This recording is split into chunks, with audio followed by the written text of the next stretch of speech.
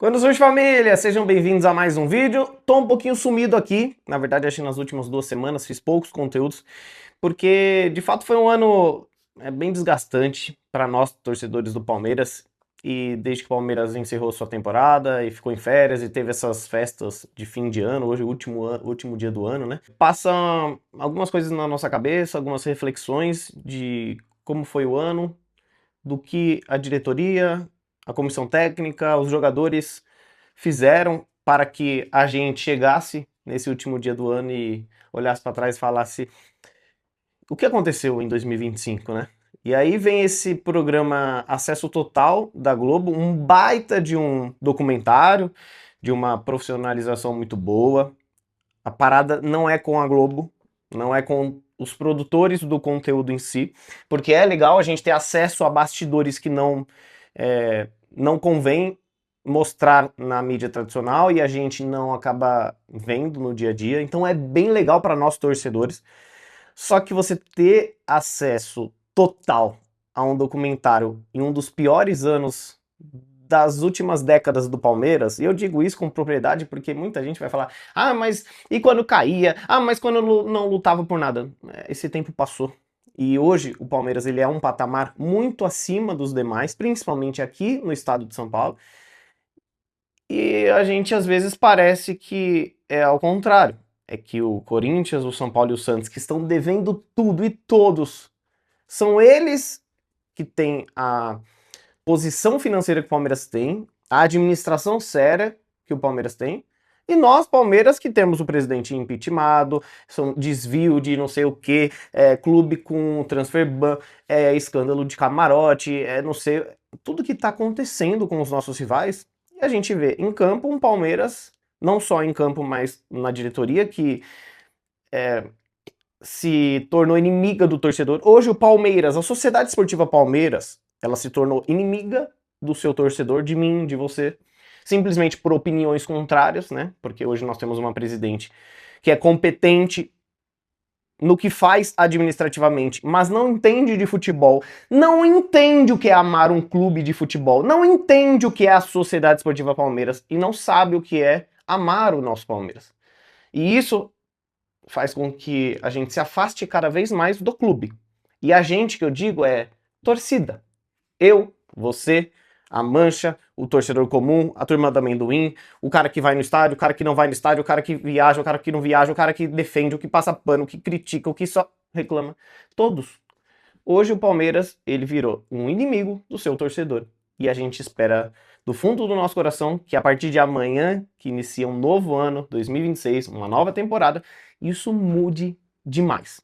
Desde a presidente, que tem que respeitar mais a torcida do Palmeiras, desde a comissão técnica representada por Abel Ferreira, que tem que respeitar mais a torcida do Palmeiras, porque o Abel Ferreira, quando chega aqui, ele era um ninguém para o futebol mundial, principalmente na posição atual, que é técnico. Ele teve a sua história como jogador, uma história bem razoável, mas quando ele se torna técnico, ninguém ouviu falar. Ele chega no Palmeiras, ele ajuda demais o Palmeiras em várias conquistas e se torna aquele cara que para muitos é o maior técnico da história do Palmeiras, inclusive para mim. Ele tem estátua, ele tem quadro, ele tem mosaicos, ele tem inúmeras homenagens merecidas, porque conquistou o que a gente chama de idolatria. Ele ganha o maior salário das Américas com maestria, com responsabilidade daquilo que ele ganhou. E tá tudo bem.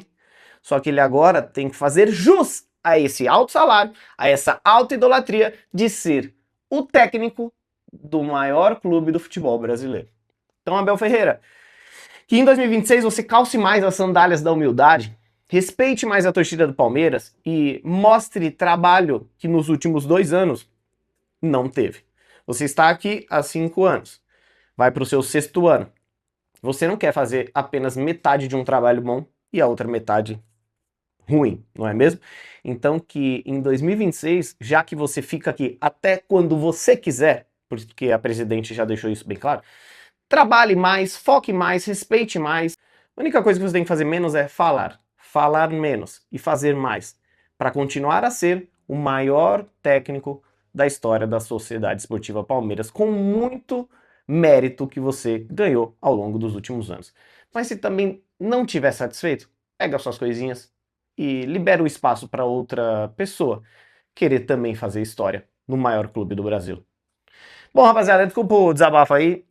Precisei de uns dias mesmo em off, porque esse acesso total escancarou muita coisa, a temporada do Palmeiras escancarou muita coisa, eu precisei refletir, mas volto com força total, prometo vídeos diários, prometo estar aqui com vídeos curtos. Esse foi um pouquinho mais longo, foi um desabafo de 6 minutos, agora eu vou para um giro de notícias aqui, mas eu prometo vir com aqueles vídeos diários curtos, com informações, notícias, opiniões, para que a gente esteja sempre ao lado da Sociedade Esportiva Palmeiras. Bom, vamos lá. Marlon Freitas, tudo certo, tá bom? Palmeiras vai pagar 5.400.000 euros, dividido em 4 parcelas iguais. Abril de 2026 é a primeira parcela, junho de 2026 a segunda parcela, agosto de 27 a terceira parcela e novembro de 27 a quarta e última parcela. Ele se reapresenta junto ao Verdão, aos outros jogadores, e o Palmeiras então já contratou Marlon Freitas. Negócio agora com Coritiba e Grêmio. Coritiba por Breno Lopes, Palmeiras tem 50% do atleta que estava no Fortaleza e foi vendido por 15 milhões de reais do Clube do Nordeste para o Coritiba, vai jogar a primeira divisão, já que caiu para a segunda com o Fortaleza, e o Palmeiras então vai pegar 7 milhões e meio de reais do Coritiba na negociação de Breno Lopes. Grêmio conseguiu a contratação por empréstimo de Caio Paulista. Então o Palmeiras se livra de um jogador que não fazia parte do elenco para a próxima temporada, e o Grêmio, a pedido do técnico Luiz Castro, vai ter Caio Paulista lá. Não sabemos se o Palmeiras vai pagar parte do salário dele ou não, porque é um salário um pouco maior, mas não é um salário também tão grande. Enfim, estava emprestado ao Atlético Mineiro, vai jogar essa próxima temporada ao Grêmio e ele ainda tem contrato longo com o Palmeiras. Ontem teve rodada no Campeonato Inglês e eu dei a dica lá da Stake, é um chute a gol do Estevão. Ele deu 4 chutes, um no gol, bateu, odd de 1,60, quem pegou, ganhou, e quem pegou as dicas no ano com a parceira Stake do canal, ganhou uma graninha. Link tá fixado nos comentários, ainda dá tempo de você se cadastrar, colocar o código Parmeira lá em cupom, código de afiliado, e participar de várias campanhas que a gente tem planejado para 2026. É isso aí, mais um green lá na Stake, sempre com muita responsabilidade. Rapaziada, nosso palestra soltou hoje que o meia Martín Ojeda, ele foi oferecido ao Palmeiras, e o Palmeiras aí está monitorando o meia e volante que joga na MLS. Pelo amor de Deus, eu sei que você já deve estar em pânico só de ouvir a palavra MLS. O Palmeiras negociar com um jogador dos Estados Unidos deveria ser tipo transfer ban para alguns outros clubes. Inadmissível, eu espero que não vá para frente. Nem sei quem é, tô julgando aqui sim, eu fiquei preconceituoso contra jogadores que vêm da MLS. O Palmeiras não dá sorte com jogadores de lá. Mas Mikael está voltando para lá. Pode ser uma boa. Emiliano Martínez também desperta interesse de clubes lá da MLS. 2 jogadores saindo, 2 jogadores que podem chegar. O Palmeiras insiste em 2 grandes jogadores. Nino, que é zagueiro do Zenit, ex-Fluminense, o Palmeiras não desistiu e continuará negociando com o clube russo. Eles querem 10 milhões de euros, cerca de 65 milhões de reais para negociar. O Palmeiras já fez uma proposta, Zenit recusou. Palmeiras agora estuda uma contraproposta um pouco abaixo dos 10 milhões de euros para contratar Nino, e o Palmeiras acha que Nino deve ser uma opção para a titularidade ao lado de Gustavo Gomes, e eu concordo muito. É desse nível de jogador que a gente precisa, jogador que já está adaptado com o futebol brasileiro, que é uma realidade, foi muito bem no Fluminense, xerifão, campeão da Libertadores. E outro jogador que o Palmeiras não desistiu é Fabinho. Esse é um pouco mais difícil porque ele tem um salário altíssimo, mas o Al Ittihad quer se livrar do atleta, porém deve uma boa grana para eles ainda em término de contrato. O Palmeiras poderia pagar essa grana que o Al Ittihad, não que o Al Ittihad deve, né, mas teria a pagar até o término do contrato dele. O Palmeiras arcaria com essa dívida com ele, só que o Fabinho reduziria muito o salário dele. Mas ele está bem ciente de que, se sair da Arábia Saudita, pode ser para Inglaterra, Espanha, Itália, em nenhum clube ele vai ganhar o que o Palmeiras ou o Flamengo, clubes aqui do Brasil, Cruzeiro também tem um aporte financeiro legal, ofereceria para um jogador desse naipe.